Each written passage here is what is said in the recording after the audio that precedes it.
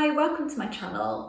Today is quite an important video actually. I didn't quite know how I was going to word this. It's quite a difficult one to put into words, but I wanted to go into detail about higher self, your higher self, because I do have a lot of comments and questions from people saying, I don't understand why I'm not manifesting. And it's generally a person because I'm doing everything right and I'm not over attached, I'm not this and I'm not that, and I just don't understand why it's not happening.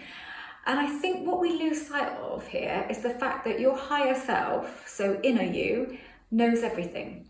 But the thing is, it's going from past events that it has to pull from. It's only going from information that you've given it. It doesn't randomly pull in information. It just takes information from you over time. And where a person is concerned, often there's other stuff going on in there. So yes, you really want this person and you don't feel particularly attached, but you're not listening to higher you. You're not listening to your inside self. And if you don't take on board what it's feeling, then you will keep not manifesting what you're wanting because of what's going on in there, because that's what manifests, not what you want. It's what's that deeper level that's manifesting. You need to understand what's going on in there. So a really good idea is to sit down with a pen and paper and become inner you. What does inner you actually think on the subject? Does inner you think, yeah, but I don't even know if they're right for me. Don't know if they're right for my life at the moment because I've got this going on or that going on. Is there stuff going on in there that's contrary to what it is that you want? You know it's there, you don't ruminate on it often, it doesn't often bug you, but it's there. And if you can bring that stuff up, then that's what it is. And that's why it's not showing to you, because you've got stuff going on in there that's completely contrary, or not even completely, but a little bit contrary. So what's happening is you're manifesting that and not what you are desiring. When we desire things in a moment, so we manifest something really, really quickly, and if we'd have actually thought about the circumstances around it, we probably would have held it off because we would have considered them to be a factor, or we may have become aware of those within us. But sometimes we do it so quickly, we haven't thought about something, it's very, very pure, and none of that comes into the equation, so it does show to us. But where things are concerned that we've been wanting to manifest for a while, that stuff is there, and we kind of know it's there, but we don't particularly think it's any big deal. We don't realise the impacts that stuff that's going on inside of us has. We just think, well, we want it and we felt it real and we don't feel hugely attached to where the hell is it? So it's not so much the fact that you're going, where the hell is it? Because obviously that has a feeling as well, but it's more the fact of what's going on in there that you haven't addressed. So you might now despair and think, oh my God, that's it then. Well, there's nothing I can do about that, but that's not the case.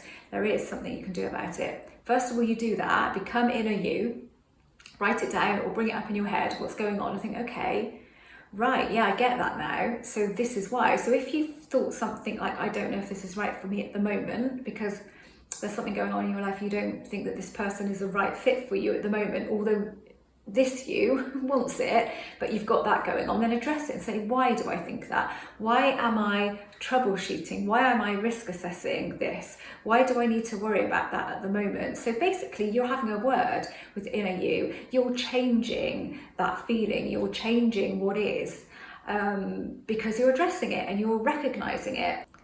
So that's what you do. You become inner you and you bring up all of those things, and then you notice them and you think, okay, they have power. That's what's going on here.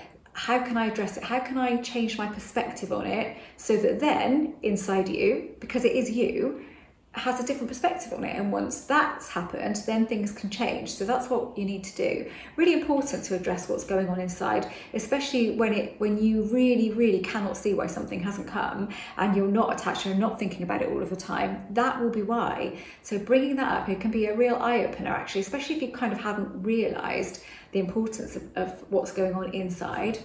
And then what you can do, if you're absolutely sick to death of manifesting and you think, I cannot do this anymore, and we don't have to do anything. And I was talking to a client about this last night. What I like to do is get those, you know what your desires are, you know what you want, and you could list them out, or you could just kind of list them out in your head and then drop them, feel yourself dropping them into yourself. And I like to think of higher me, higher self as source energy, so dropping it in. So you are actually taking an action, you're dropping all of those things in, and then you're going, there you go, can you deal with that for me please?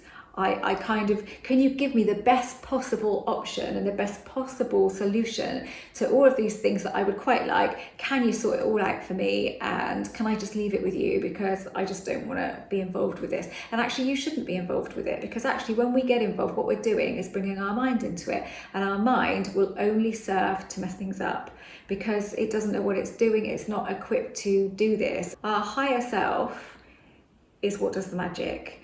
The brain doesn't do the magic. Rational mind does not perform magic, but higher self does. And higher self is part of us.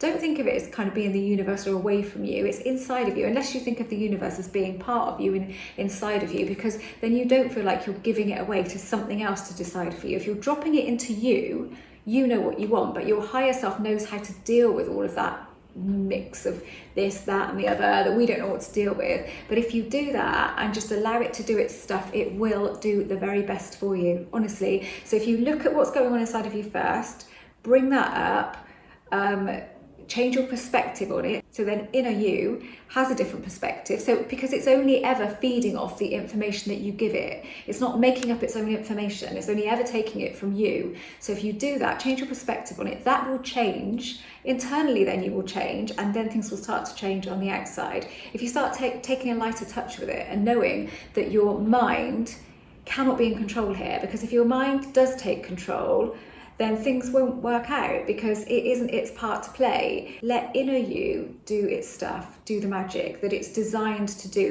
This is how we're designed, it seems. Rational mind is valuable for all kinds of reasons, but inner you is what deals with all of this stuff. And if it goes unchecked, and there are things going on in there that you have put in there at some point, then that will continue to manifest. So bring that up, be honest with what's in there, because it doesn't matter, don't be scared of that, bring it up. It's the best thing you can do is recognize it, and then go through the points and go, okay, how can I change my perspective on that? How can I look at this differently? How can I change inner me's perspective on what's going on here, so that things change on the outside?